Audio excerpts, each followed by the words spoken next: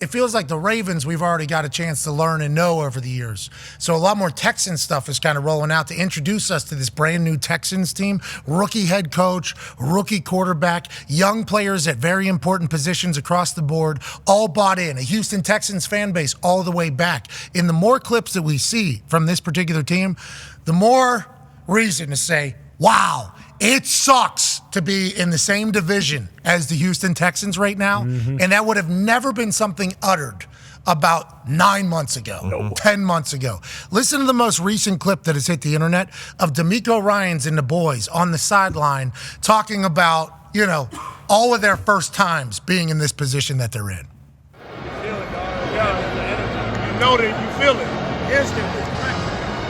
Like I'm standing there in the team meeting, I'm like, oh, what do I say to these? Like everybody locked in, ready to go. Like so on TV? Yeah, on great job. The first one. I'm talking about Tuesday, how locked in everybody. Yeah. You know? This is a one-lifetime opportunity, man. We got what we need in the locker room. Let's go. You know? One at a time like we've been doing, man. It's special. It's beautiful. Yeah. And I think we talked about it yesterday about how Vrabel's leadership style was as if he was one of the guys in the locker room, but he is certainly the guy in the locker room. The team views him that way. He's out there with boxing gloves in practice. But whenever he says something, hey, this is how we're going to go. Although Vrabel and DeMeco are very different personalities, it appears from the outside looking in, he's the guy, he's just the captain of the locker room. Like this is what, I'm the one making the decisions, where we're going, how we're going. Coaches are going to coach. I'm here to help. But also the boys respect and appreciate him. That's a beautiful thing.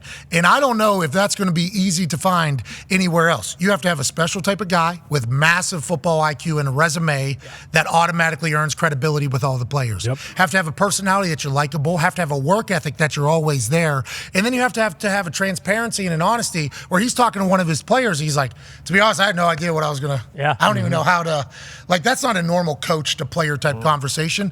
It's beautiful in Houston right now. I'm not saying I'm picking them over the Baltimore Ravens.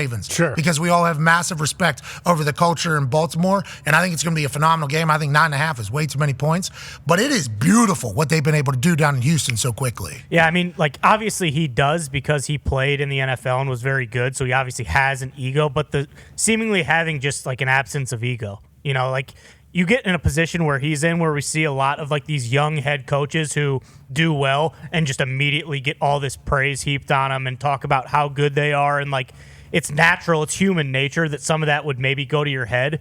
But, like, in the clip we saw yesterday where, you know, he's not meddling in the offense really. Like he understands, like, you know, Bobby Slowick is the one, hey, great call, love that, you know, just all that kind of stuff. Being able to say that kind of stuff to Stroud, like, you know, I mean, that's just like a very human moment where right before a playoff game, like you wouldn't necessarily think a guy in that position would be doing that, but that's obviously why the players love him too, because they know there's no bullshit with it. And I love that CJ Stroud was like, hey, that was good me. Hey, good me. That was a good message, you know? That means CJ very comfortable. As he should be, which also showcases the CJ's leadership. It's like he's not scared to just go up to the head coach and be like, yeah, good speech. And you hear the way everybody else talks about him. They have a monster down there. Oh, yeah.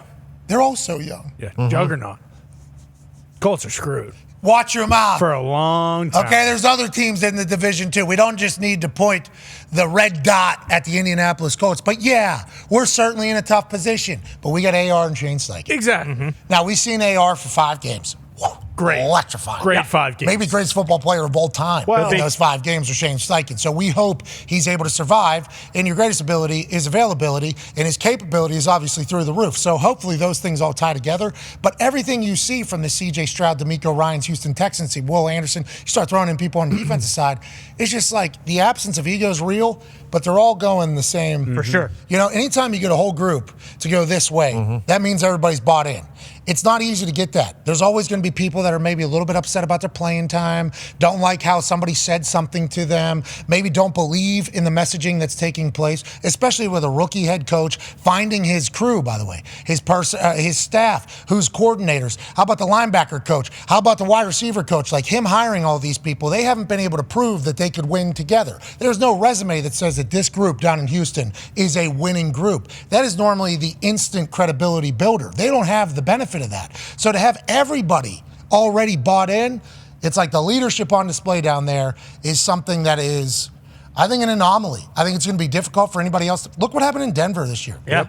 Sean Payton, incredible football coach. We all agree, right? For sure. Massive football brain. We've enjoyed every time we've gotten a chance to chat with him on this show. Watching him, love everything about him. Look at how that year went. Well, we're still trying to figure it out. We're still trying to find it out. Like, there's a lot of great coaches where it takes a long time to get everybody rowing in the right direction, in the same direction. And D'Amico's been able to do that quickly. It's sustainable, too, obviously. And it's a problem for everybody in the AFC South and the AFC, I guess. Well, don't worry. I mean, you guys were just one catch away from beating them and being in the playoffs, and they weren't. So, you're going to be just fine, okay? We would have been AFC South champs. But they have impressed everyone. They, as far as all the games this weekend, they have the most public money on them out of all the games. 70% of the bets are on the Houston Texans to cover the 9.5 this weekend, and that is the highest percentage this weekend. And everyone's huge believers. Weather in Baltimore? Wind. A little bit of wind. Nothing. Nothing like last week? No, nothing like last week. Because 9.5, a lot of weather people probably think to themselves, well, that's way too much. Well, yeah, that's for probably weather. part of it. Like, because they're thinking Lamar's gone under in every single postseason game he's been in, so it could be a lower scoring game. If you do the math, it's hard to score enough points to cover 9.5 if it's going to be a lower scoring game. And it could be pro Texans and anti Ravens since they haven't been great in the playoffs. This is obviously a much different team, but that's where we sit at now. Yeah, the 70%, I think is what it said, was the money on the Houston Texans. That's a lot, but let's remember this year we had a 82%er or a 92%er. 90, a 92%er with the public money where it ended up hitting. This does not mean we do not appreciate the Baltimore Ravens for what they are. The Baltimore Ravens, they're also in their first year of this new offensive system. Yeah. So they're only getting better. Now, how will the layoff affect it? Okay. Did they get rusty? TBD. Did they lose some of the chemistry that they earned throughout the season, playing incredible offense? Lamar Jackson being a part of MVP conversations and still not playing fourth quarters of multiple games because they just blew people out so bad. They've been the most complete dominant team, so they're going to be a buzzsaw for anybody to have to play against. But this Houston Texans team, I think they got a real opportunity